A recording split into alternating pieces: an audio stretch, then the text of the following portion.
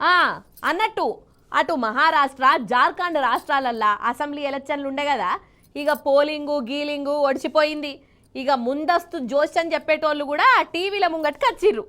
ఎవరు గెలుస్తారు, ఎవరు ఓడతారు, జనం ఏ పార్టీని ఈడ్చిదంతున్నారు, అగో అవన్నీ ఎవరికి దోచినట్టు వాళ్ళు చెప్పిర్రు.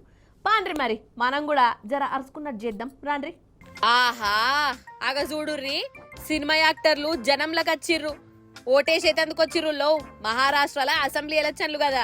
ఇక సినిమాలోళ్ళు, రాజకీయం లీడర్లు, పెద్ద పెద్ద దందాలు చేసేటోళ్ళంతా బొంబాయిలోనే ఉండే. ఇక ఇంకేమున్నది, ఏసీ కార్లల్లో దిగినోళ్ళు కూడా ఓటేసేందుకు ఇగో ఇట్లా బయటకు వచ్చి ఇంకు సుక్కను చూసుకుంటా మురిసి ఒప్పందం అయ్యారు. ఇక అటు జార్ఖండ్ రాష్ట్రంలో కూడా ఓట్ల పండుగ అయిపోయింది. ఇక ఈ 23వ తారీఖు నాడు ఓట్లను లెక్క పెడతారు అన్నట్టు. అయితే ఓట్లు లెక్క పెట్టడానికంటే ముందు ఎవరు గెలుస్తారో ఎవరు ఓడిపోతారో తెలుసుకోవాలనే ఆపచ్చ ఉంటది కదా. అందుకే ఎగ్జిట్ పోల్స్ అని ఉంటాయి. అంటే ఎవరి కాళ్ళు సర్వేలు గిర్వేలు చేసి ఏ పార్టీకి ఎన్ని సీట్లు వస్తాయో అందాజా లెక్క కడతారు అన్నట్టు. ఇక అప్పుడప్పుడు కరెస్టే అవుతాయి, అప్పుడప్పుడు తిర్రమర కూడా అవుతాయి.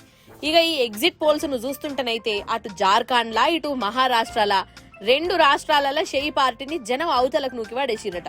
ఇక వాళ్ళు ఎన్ని గ్యారంటీల పేరు చెప్పినా జనం మాత్రం షెయి పార్టీని నమ్మనే నమ్మలే.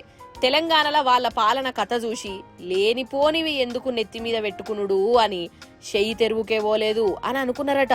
అందుకే 2 రాష్ట్రాలలో షెయి పార్టీ ఓడిపోవుడు పక్కా అని అంటున్నారు.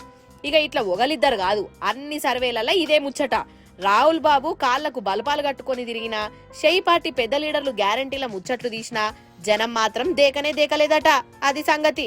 మరి జనం షెయి పార్టీని ఎట్లా లేకుండా ఎత్తుర్రు, ఏ తీర్లా ఓడగొడుతుండ్రు, అసలు నిజంగానే వాళ్లకు ఓటేయలేదా?